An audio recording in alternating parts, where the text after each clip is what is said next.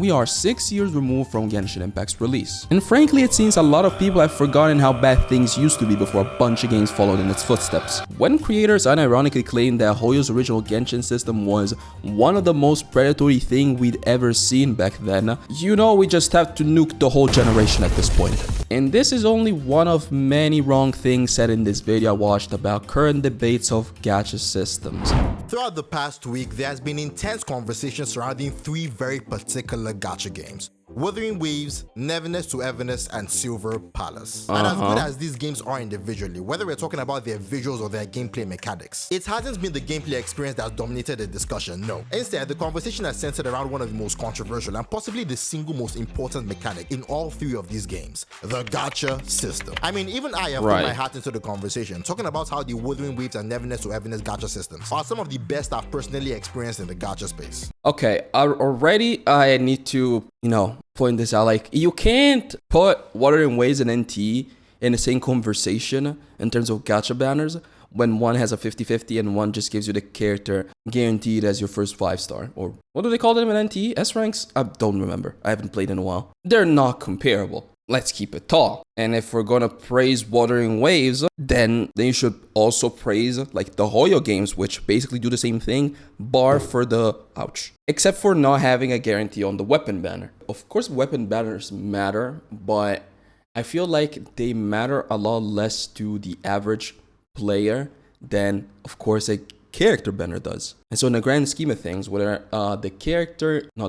whether the banner for the weapon is a 75-25 or a guarantee, in most cases isn't going to be a deal breaker for most players, because if you want to get a weapon, we're gonna just assume that you already have a character. And for the people who already spend on the game, it's not gonna be that much of a difference. It really isn't. And for the people who are actually counting down each and every Primo Gem, Ashray, whatever gem that they have on what their best choice is, most times they won't have enough currency to just be spending on every character banner and weapon banner, unless they plan for it for a long time. But these games are character based games, and in most cases you're better getting your full team first before any vertical investment. When we shift our focus to Silver Palace, what we've come to realize is that this game is following an ongoing trend that we've been seeing more and more throughout 2026, arguably more than at any other point in the history of the genre. A situation where, regardless of how incredible the game itself is, and this is a game that in my previous video I called one of the greatest gameplay experiences I've ever had in a gacha game. But even with that, the bulk of the conversation doesn't seem to revolve around the gameplay at all. Rather, what we see the conversation lean so much more towards is the Silver Palace gacha system. The exact same thing we saw.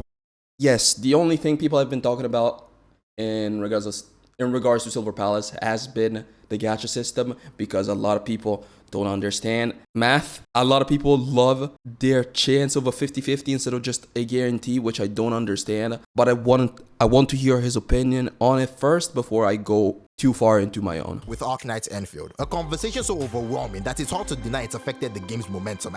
It's not copying Enfield though. At least it doesn't work like Enfield. It just doesn't though. The Silver Palace pity carries over. The Silver Palace guarantee within 100 is not only on the first one. And these idiots, one pull equals 360 gems. Guys, the game is going to be balanced around that. The pull income is going to be balanced around that. Dokkan Battle, with its one pull every 5 gems, isn't going to be necessarily more generous. Like, how many Primo Gems do you get a day for dailies with Genshin? Like 60? And it's because the game is balanced around 160 pulls per pull, or 160 gems per pull, sorry. You're not gonna see 60 Dragon Stones, aka gems in Dokkan Battle, in a game like Dokkan Battle, where one pull is 5 gems, and so 10 pulls are 50. That's not gonna happen. This is not how this works. I don't understand how people just completely miss that the gem amount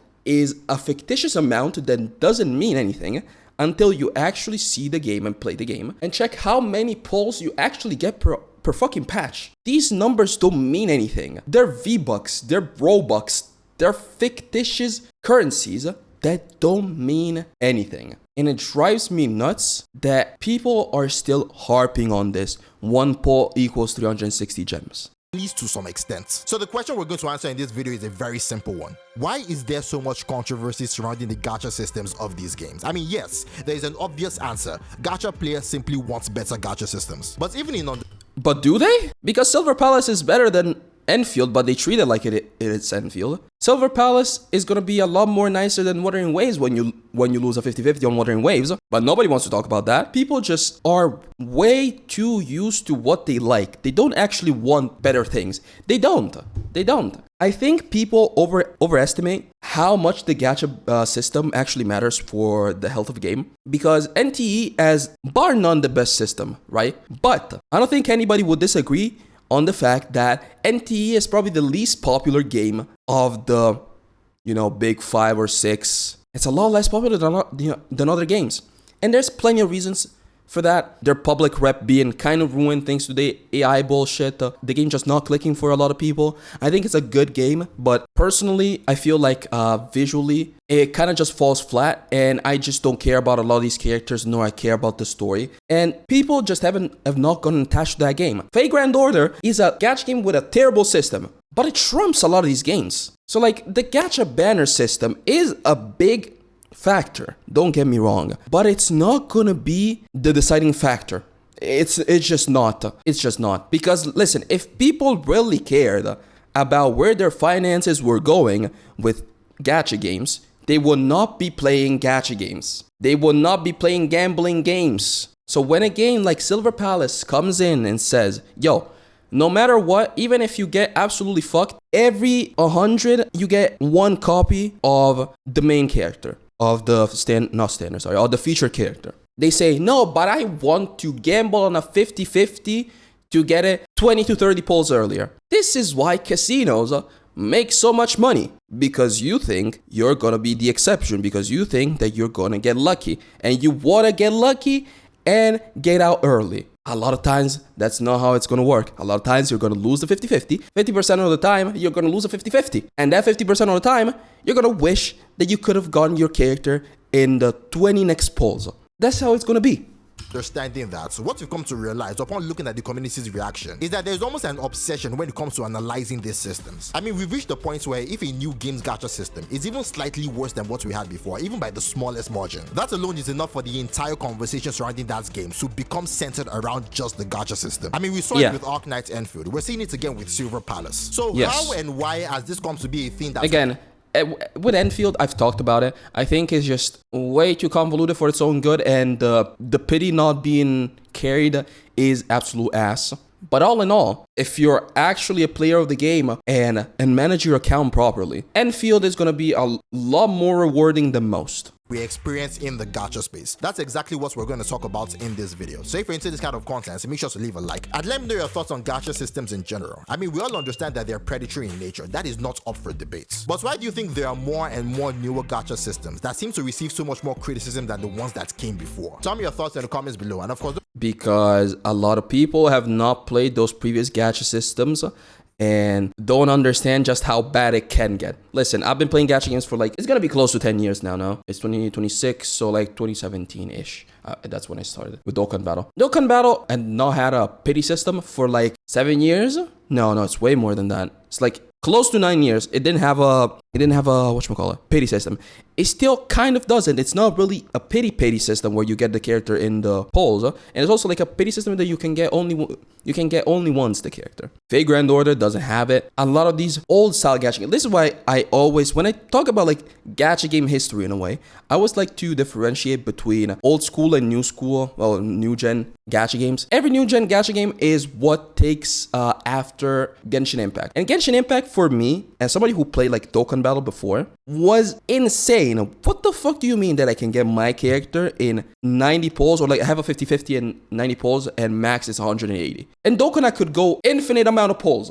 There's plenty of videos around of people getting absolutely fucked in Dokkan. A lot of these people have not played the previous games, and that's why they don't understand how bad it can truly get and how generous or more generous games have gone as of late. Hit subscribe if you persist on any of my future videos. Before we get into it, let's settle on that an one AI thing. drawing? We cannot agree Ew. that the gacha systems in these games can indeed be pretty predatory. I mean, that's exactly why top-up sites exist in the first place. Like Enjoy GM, the sponsor of today's video. See, Okay, son. Enjoy GM offers some of the best prices on Okay, dude. for sponsoring this video, and now let's get into it. See, any conversation about gacha systems is always bound to be an interesting one, mostly because of the contradictory mindsets that these systems create within us, the audience. On one hand, ask any content creator or regular player of these games what they think about gacha systems, and the very first word that will probably come to mind is predatory. I mean, that's the label this genre has carried for years. And you think that alone would be enough reason for people to avoid games that use these systems altogether, but no. And this is where the contradiction comes in, because on the other hand, what people have also come to understand is that the gacha system has become almost inevitable. And if I were to point to the second biggest reason why people are so critical of gacha systems, it would be exactly that. I mean, yes, we have games like Duet Night Abyss or Where Winds Meet, games that in many ways feel like they belong in the gacha space, but I've instead chosen to do away with the gacha system entirely, choosing to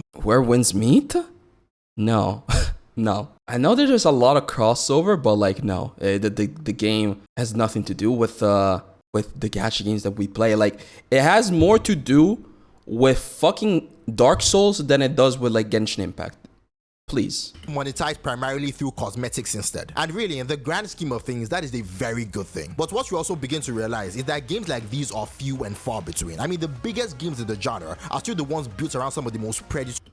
Yeah, because I mean, they're not games of the genre. The genre is defined by the monetization tactics here. But also, games were monetized, like a lot of multiplayer games, MMOs, or even just like, I don't know, something like fucking League of Legends. They've been monetized through regular fixed skin prices for ages. I know that League, as somewhat recently was this in the past 2 years, added like gacha skins, but it's still skins. And I think that's always the best way to go about it. That's why I will have no problem spending on skins in gacha games. Check out my Girls Frontline 2 account, but you won't really see me buying or topping up for actual pulls. Gacha systems imaginable. Meanwhile, games like Duet Night Abyss, one of the few willing to move away from the formula, are reportedly operating at a loss if the information currently circulating online is too big. I mean, let's leave the numbers that we don't know. But the issue with Duet Night Abyss is not the system. I'm sure that it could have been a lot more profitable if they went the gacha route. But here's the thing, the game is just not that good. And that's why it didn't succeed. The gacha system most definitely gives a safety net to a lot of these game developers because the revenue potential is just so big. Like, it's hard to just say no. It's like with CSGO content creation, where like a lot of CSGO content creators will get approached by these CS gambling companies for skins, and they'll offer them generational wealth for the sponsor slot, and it's really hard to say no. Again, I respect a lot Duet Night Abyss for saying, yeah, we don't want gacha in our game anymore. They did pass up on generational wealth, absolutely. But the issue with Duet Night Abyss is that it was just simply not a great game. I'm sure that they regret not going the gacha route now since the revenue potential is just so high. But the reason why Duet Night Abyss failed isn't because it wasn't gacha, it's because it just wasn't a great game. Believed. And that is important to understand.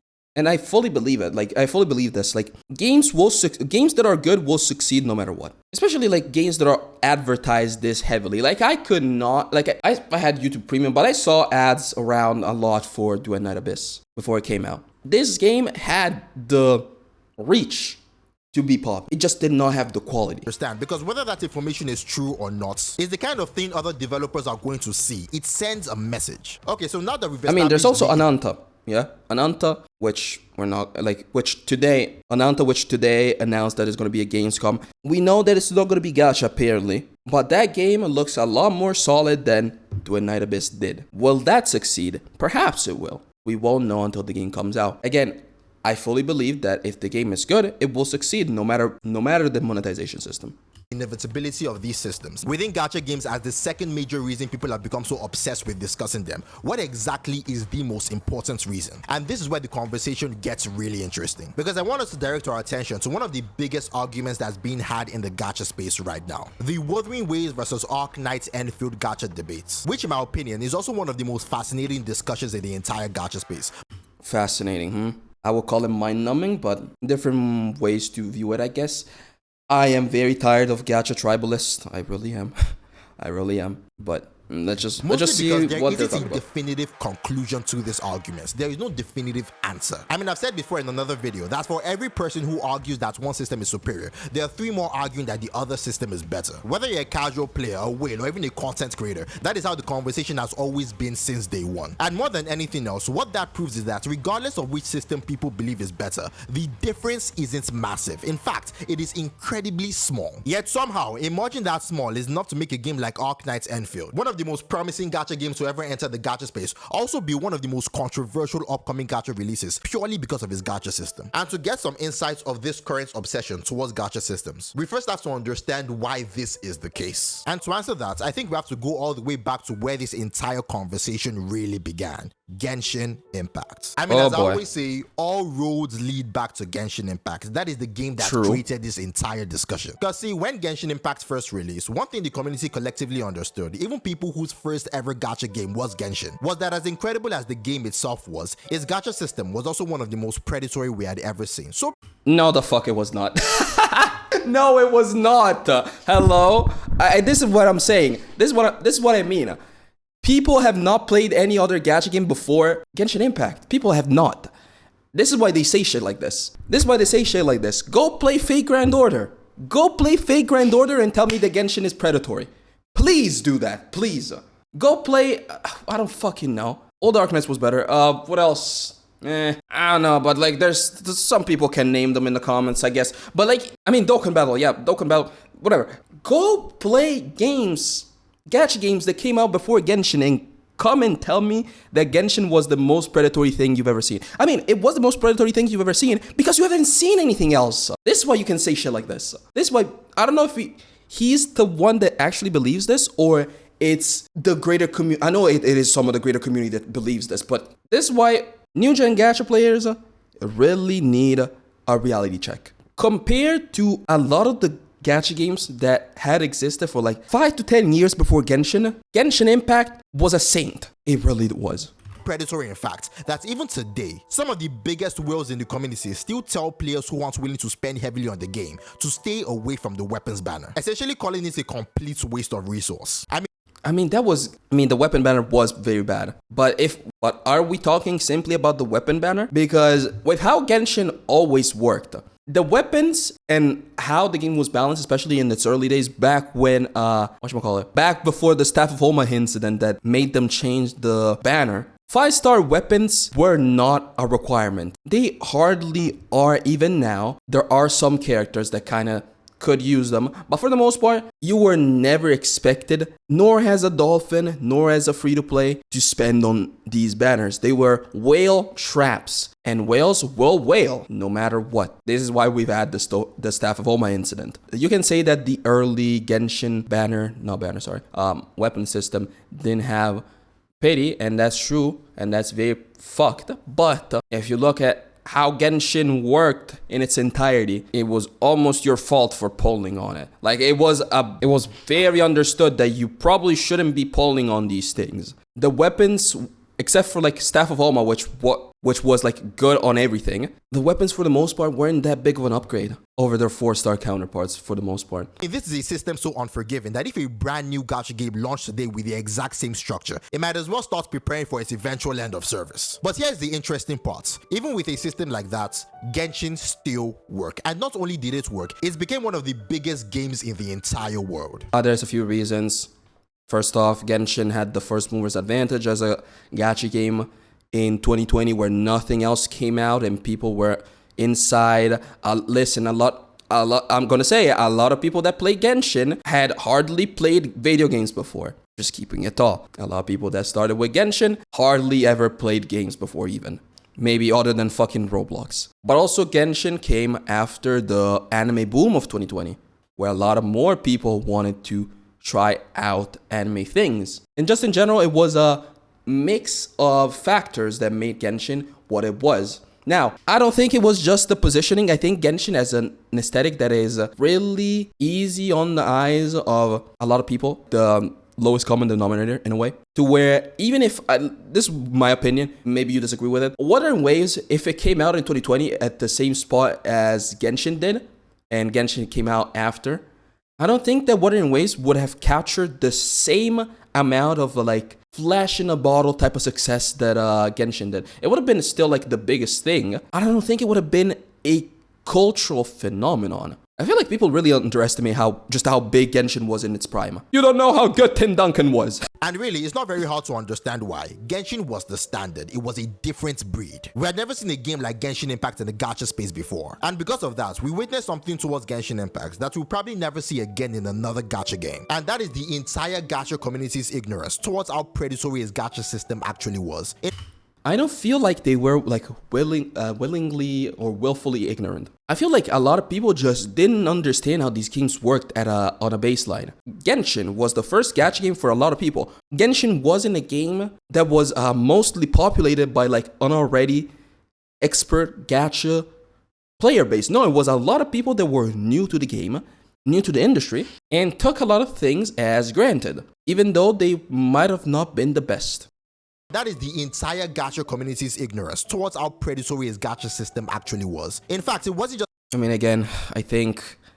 I really think... Like, I feel like he's hardly ever played, or whichever perspective he's talking about, that he just doesn't understand how bad we had it before. When did Arknights come out? When did the original Arknights come out? Enlist in China or Japan. The original Arknights came out a year before that, either in China or Japan, I don't remember. And by a lot of standards, it was extremely, extremely generous compared to a lot of other games. And Arknights was an outlier. Most games were, before 2018, 2017, 2016, were absolutely predatory as shit. Genshin, compared to these games, was a saint, really, in my opinion at least.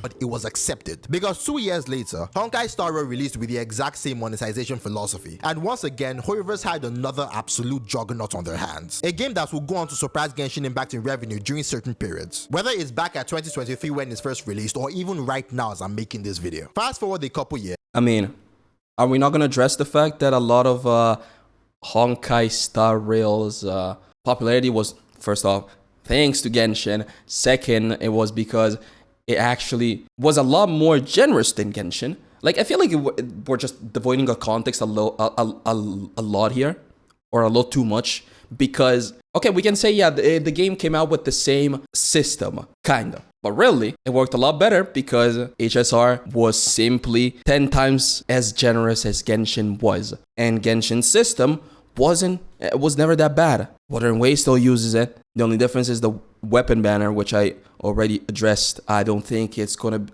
the weapon banners are not deal breakers for anybody, I don't think, unless they don't have any pity, at least in the current year. But in general, whether it's a 50-50, 25-75, kind of just doesn't matter, or 100, it doesn't matter. It really yes, doesn't. and we all know how that story continues. Wuthering Waves came along and introduced a better system, one that players ultimately embraced with open arms. Has it though? Like, listen, I can't help but scoff when people say that Wuthering Waves system is like better than Genshin. It is, but like marginally. Ouch. The thing that's better about the Wuthering Waves system is the income. It's the income. If you place the same amount, you'll probably get more pulls per patch. That's what it is. It's not really like the gacha banner. The rates are about the same. The max payday is like 10 pulls earlier, but that's about it. I don't know why we're making this distinction like there's any difference. I don't understand that. But here's the thing with Wuthering Waves bringing a newer system. See, while at the time it just felt like another improvement, I don't think many of us have really stopped to think about how important that moment really was. Not just for Wuthering Waves even, but for the entire gacha genre as a whole. Because more than anything, that moment created two very important realizations. Okay, the first let's was hear. that gacha systems were actually capable of changing. I mean, the system popularized by Genshin Impact and later repeated in Honkai Star Rail and Zealous Zone Zero wasn't destined to become the universal standard for every gacha game. No. The existence of Wuthering Waves made us realize that it simply became the standard for... Again, I don't understand where this distinction between Wuthering Waves, ZZ, Genshin, and HSR is coming from. I feel like this is very delusional. It's a delusional take. I feel like it's very delusional. Like, if we're nitpicking about the banner system and calling that like a revolution, then sure, man. I guess, bro. But in general, I don't think there's much of a difference at all. Like all these games, all these 50-50 based games don't like act like each other. Whenever I pull on ZZZ and then go to pull on Wuthering Waves, I don't feel any better in either game if I lose a 50-50. I really don't. I really don't. But you know what's pretty cool? When you go to NTE and you just get the character. Or when you go into Silver Palace, and even if you lose a 50-50, you know that within 20 pulls more, you'll get it. It's, you know. So I don't understand where this distinction comes from. Hoyo versus games. And the second realization was even more important. The fact that not only could the culture around gacha systems change, it could actually improve. I mean, that is what Wuthering Waves brought to the table. An objective improvement to a system that's many. He's been showing this targeted convene thing again and again. Is this going to be part of the reason why this system is actually better? That would be a point. That would be a fair point towards it. But I don't think it's that big a deal. Because of course, like, the reason why they give these to you, or they allow you to, is because the weapons are going to be the standard pick for most characters, yeah? If the standard picks for most characters can be obtained through other means in other games without polling, then there's no need for a selector of these. But who knows? I don't think the targeted convene really is much of something to shift the needle in a way.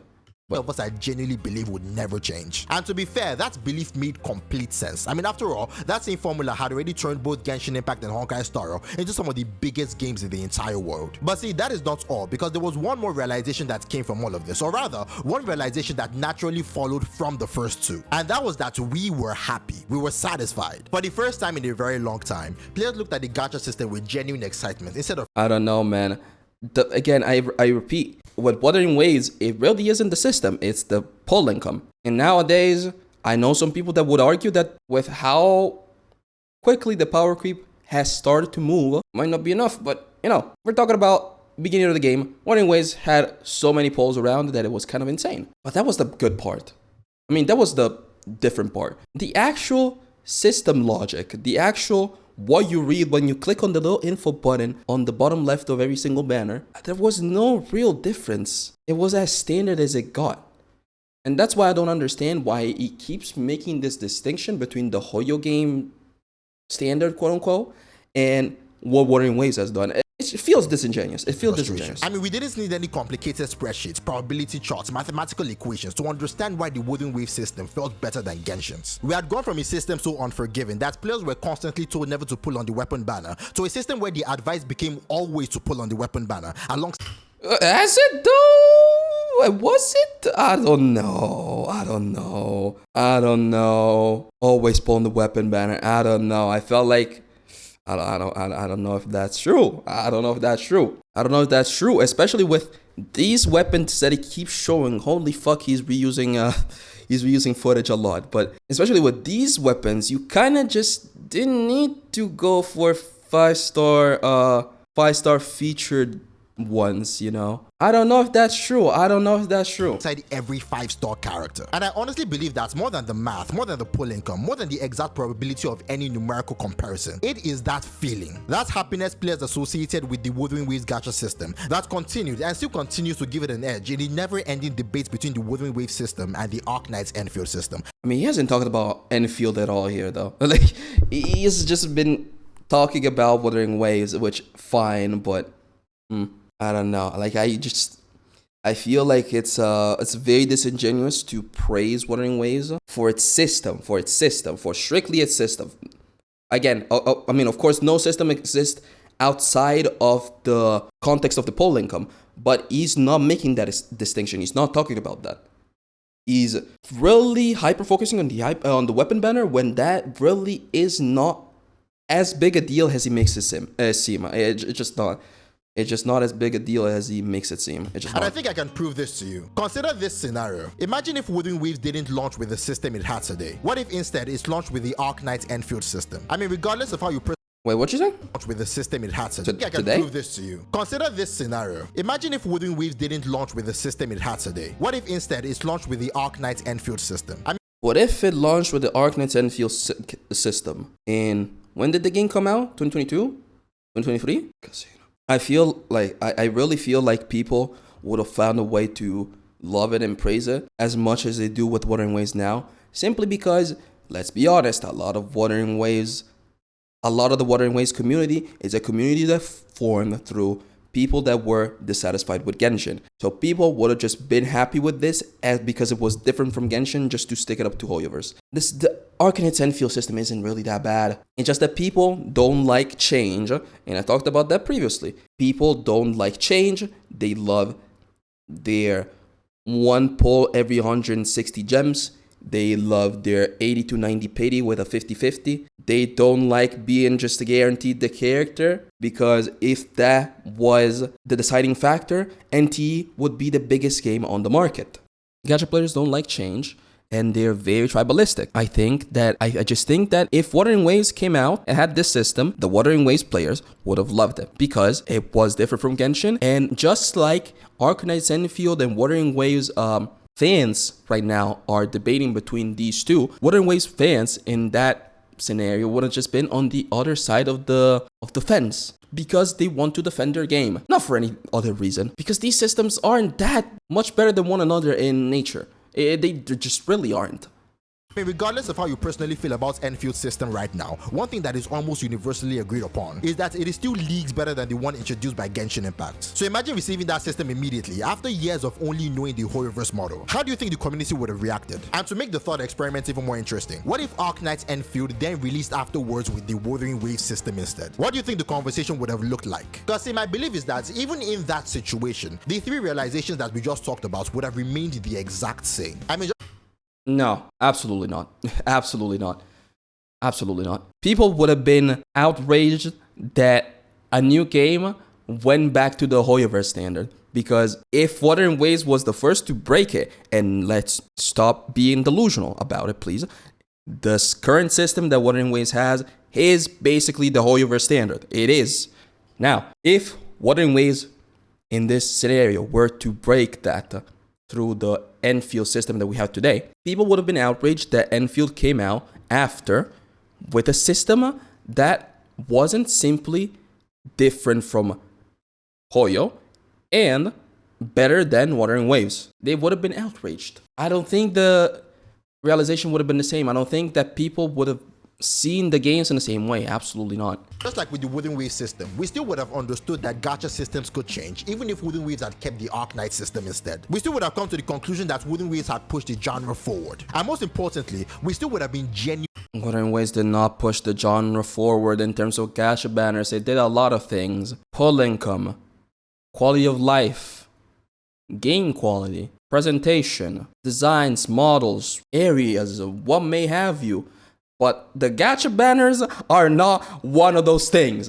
Let's stop being delusional, please. Really satisfied with the direction the genre was taking. In fact, there's a very good chance that even if Arcanite had came out afterwards with the Wuthering Waves system, the conversation would not have changed much. Rather, it would have at most simply changed targets. I mean, instead of comparing Arcanite's Enfield to the system we had today, we would have compared it to the system we had already become accustomed to. We might have criticized Arcanite's Enfield for clinging to what many would have considered a slightly improved version of an already archaic system, the old Genshin. Okay. He's saying what I was about to, what I said. Okay. So we do agree on this. People would have just flipped. People would have just flipped and have been mad because it used the system that had already been, tossed to the side by other formula. We might have complained about going back to a 160 pull guarantee after becoming so accustomed. Wait, but he's saying that the old Genshin formula. So like he's admitting that the Wuthering Waves formula is just the Genshin formula. Then what the fuck is the difference? Why are we make again? This is driving me insane. Why is he making this? Why was he making that distinction between Wuthering Waves and Genshin and all the Hoyo games, when the games really just act the same? Like the gacha banners. Of course, there's the main difference is always the pull income. It really is. But the gacha banners work the same. Might have criticized the fact that your PD resets after winning a For the single most 50-50 instead of allowing multiple consecutive 50-50 wins before resetting. I mean, the exact criticism doesn't matter, but the reality is there is a very high chance the conversation would have ended up almost exactly like it does today. Because at the end of the day, we got used to the system we had, we were happy with it. And perhaps more importantly, we can clearly see the advantages of the system we're currently used to over any alternative that is presented to us. And I think that is a realization a lot of people overlook when we have these gacha discussions. I mean, the reality is that yes, nobody wants a worse system. Nobody wants to go back to the old Genshin system. But at the same Nobody wants a word system, but again, I keep going back to this point. If that were the case, NT would be the biggest game in the industry, but it's not. It's not. I would argue it's the least popular one of the big name ones. So like, I don't know, but it just simply registers to me as the least popular on a general scale. And that's because there's a lot more things that matter to a gacha gamer than just the gacha banners. And no matter how good the system is, or even with games that don't have a gacha system, with like Do and Night Abyss, if the game just isn't clicking with people, it will not succeed in the same way that even gacha games with worse gacha systems do. I think, you know my opinion about Honkai Star Rail. Game's fun, but for a lot of things, it's monetization and pull income. I think it currently feels like the worst of the Hoyo games. It pisses me off every day. Yes, it said fun and pisses me off every day. Yes. Yes. I mean, I don't pull every day, but you get what I mean. When I think about it, just I don't like it. But that being said, HSR is a lot of times the most profitable Hoyo game, if not gacha game out there. Pull income, monetization, all these things. Unfortunately, I don't want to say they're not a factor, but they are not their end all be all. They never have been. And why discussions of gacha piss me off, especially with Silver Palace and things like that, is because people will argue about the gacha like it's the end all be all when they in the same sentence clearly show that it isn't. You don't necessarily care about getting the best system, the best bang for your buck. You really don't. But you're acting like you do because you're a gacha tribalist and you want to justify the reason why you stick to the game that you do. Listen, nobody needs to justify why they play the games that they do. I think that's ridiculous. But people feel that way, and just drives me nuts how we get conversations like these. Like, notice how I haven't really defended any game for too long, or any one game in particular for too long, rather. Because all these games kind of act the fucking same. And I play so many games that I really don't care about like running defense for any single one. All these games have problems, all of these games have things that are good. But when people start being disingenuous with like this guy, for example, acting like there's a huge distinction between the Hoyo games and Wuthering Waves. No, there isn't. Or people acting like Silver Palace's system is any worse than the average than people are used to with their 160, or like, you know, a lot of these conversations are just the ones that kind of just drive me nuts because people are being disingenuous. They just are. Time, it is incredibly difficult to convince players to abandon a system they are already satisfied with in favor of another one that mathematically performs almost the same. Because no matter how much developers or publishers try to explain or market a brand new system, the reality is that whenever a gacha game introduces something players don't immediately recognize, the audience's first instinct isn't to give it a chance. It isn't to sit down and analyze the probabilities. It's not even to wait until they've experienced the game for themselves. No. The first instinct is to ask one question: how is this system trying to screw me over? Because well, but, you know, they're used to the ones that's already screwing them over. And even though they ask this question, they don't want the answer when the answer is, no, they're actually screwing you less than other games. I keep going back to NTE. If people really cared about this question that much, the biggest gacha game. But it isn't, because people aren't really looking for the best bang for their buck. They're not really penny pinching about these games. They don't care. They don't. It's all really performative. It's performative outrage that in the end leads to nothing, because you play other games that kind of just do you worse. but you like more for other reasons, and that's fine, liking games for other reasons. And that's what I've been trying to say the whole video. The gacha system is not going to be the end-all be-all of any of these games. But people go online and start these conversations, start these complaints, acting like they are. If you're really about that life, play only NT. And I don't even play NT these days.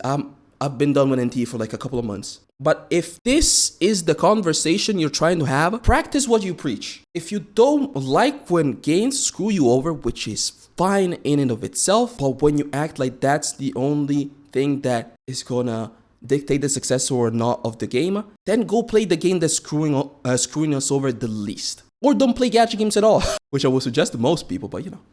It is what it is. As I said at the beginning of this video, the default association most people have with gacha systems is the word predatory. And really, more than anything, what players really want from a gacha system is satisfaction. I mean, that is why the neverness to everness system has been received so well. It's not just competing with...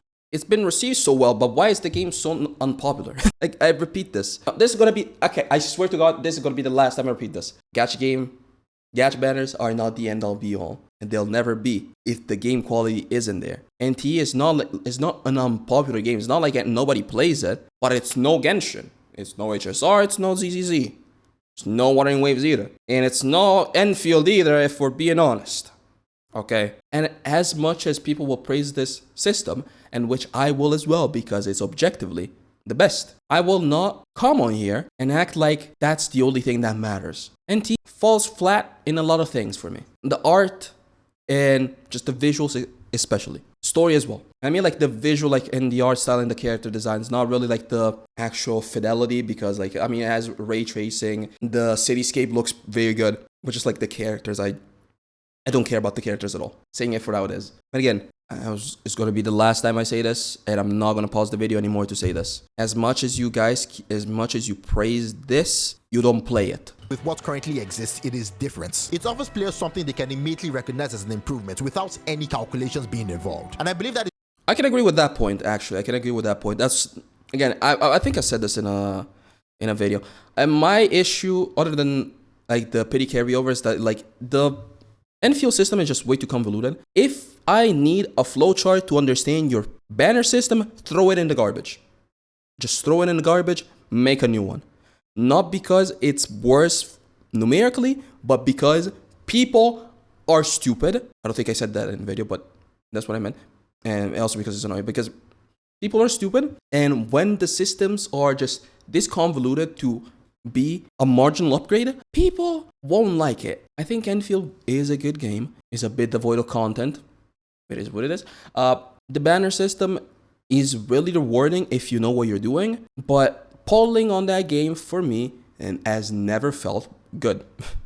It just never has, because can lose 350-50s, get to 10 polls left or like 20 polls left and get it early, and I'd be sad to have won my fourth 50-50 because I could have gotten one extra 5-star, you know? It just things of that sort that make the Enfield system fall flat for me, and how just convoluted it is when it really doesn't need to be. So I agree with this point. You should make your gacha banner system as easy to fully grasp as possible. Either make it a Hoyo standard or make it like NT, where it's just you get the character, because that's very easy for people to understand. Don't have to go and make a video for like Silver Palace and explaining the gacha banner system, and people asking me, but how does it work still? Oh my god, it's also the exact reason why Silver Palace's gacha system has generated so much controversy. I mean, once again, we're seeing backlash before release. We're seeing people write off the game before they've even had the chance to play it. We're seeing content creators spend more time talking about the gacha system than the actual game itself. But still, based on everything we've learned so far about the current mindset of the gacha community, there seems to be a fairly straightforward solution. If you're going to introduce a new gacha system, either make it recognizable enough or make it so obviously better than what came before that players don't have to debate whether it is an improvement. Because if you fail to do either of these things, as we have seen time and time again, the conversation will almost always become about the monetization instead of the game. Yeah, but here's the thing. Okay, I'm a little. What do you think? What are your thoughts on the Silver Palace gacha system? What are your thoughts on gacha systems? Okay, let me go back to what he was saying. An improvement. Because if you fail to do either of these things, as we have seen time and time again, the conversation will almost always become about the monetization instead of the game. See, here's the thing though. Okay, so what he said like a couple of seconds before this was that if you introduce a new gacha banner system, you need to make it either recognizable, which I don't know what that's supposed to mean. Like either you have to, there's nothing that is recognizable unless it's like a Hoyo standard, yeah? Or you make it so obviously better than everything else. But I feel, I mean, I guess I'm just overestimating the average person's intelligence with Silver Palace, or like with about Silver Palace conversations. Because when I read within 100 polls, you'll get the character. For me, that's a safety net that's obviously better than something like Water and Waves, Genshin Impact, ZZZ, HSR, where if you lose in, let's say, the soft pity range, 75 to what, 89 to 90, you have to go through double that amount of polls again. And this is why, to me, that safety net in Silver Palace is very, very valuable, because with 100 polls, you're not that far off from winning a 50-50 in one of these games, in one of these 50-50 games. You're not that far off. So in the case of winning a 50-50 in one of these games, they're marginally better.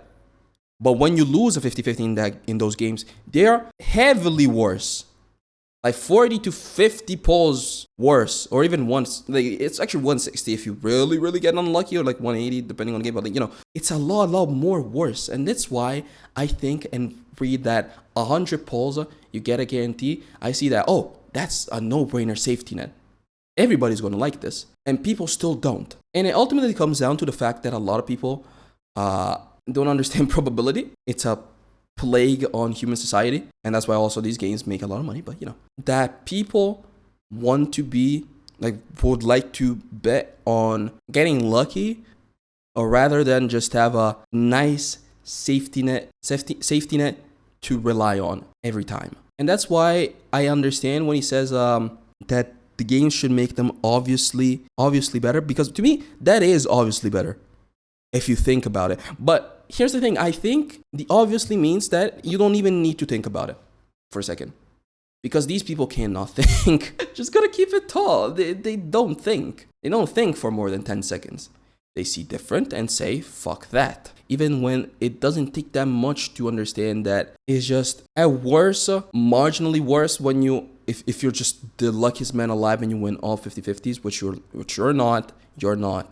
And on average will be just a very consistent system. Anyway, I feel like I'm going insane when I talk about Silver Palace, but this was an alright video. I really think he should stop making a distinction between Wuthering Waves and Genshin, really. If you're gonna make that distinction, bring up the poll income.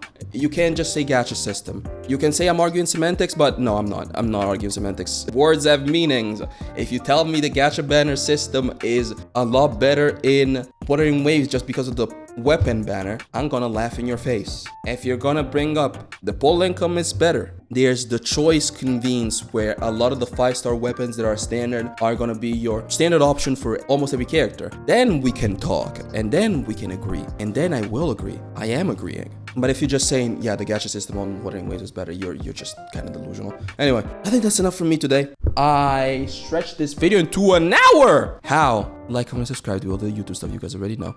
Let me know if I'm out of pocket, if I'm wrong on any of these takes. Bye bye. See you next time. Mwah.